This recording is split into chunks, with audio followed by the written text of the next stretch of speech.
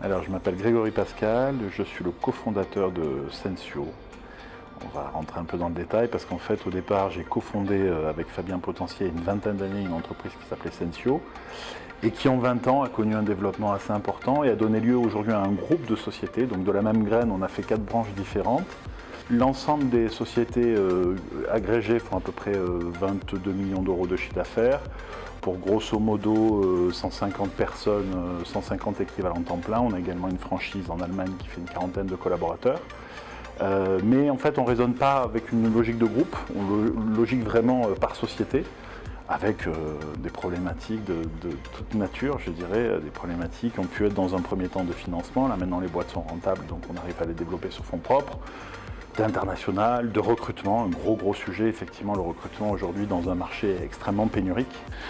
Alors c'est amusant parce que j'ai été plusieurs fois mentor moi-même de plus petites structures et là j'ai prouvé le besoin, je pense après tout ce temps, d'avoir un mentor pour prendre un peu de recul, pour avoir aussi une vision contradictoire de décisions que je pouvais prendre ou de difficultés que je pouvais avoir.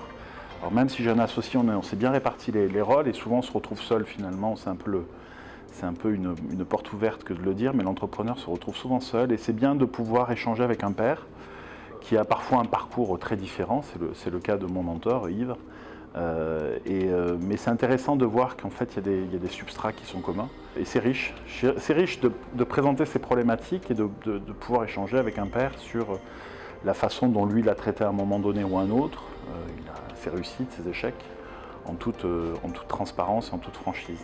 Le sujet permanent, je dirais, de toute entreprise, c'est un sujet de croissance, avec différentes façons de faire la croissance. Aujourd'hui, on assimile beaucoup la croissance avec des levées de fonds, mais on oublie que le principal levier de croissance, c'est d'aller chercher des clients et d'aller gagner des clients, d'aller structurer des équipes pour pouvoir accompagner le gain de clients.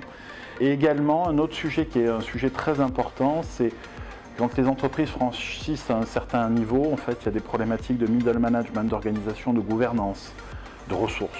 Et cet enjeu-là de fidélisation, de monter des équipes, de trouver le juste milieu entre ce qu'on délègue et ce qu'on internalise, entre ce qu'on garde pour soi et ce qu'on doit laisser. C'est les vrais sujets qui ne sont pas triviaux en fait, de trouver le juste milieu, quoi.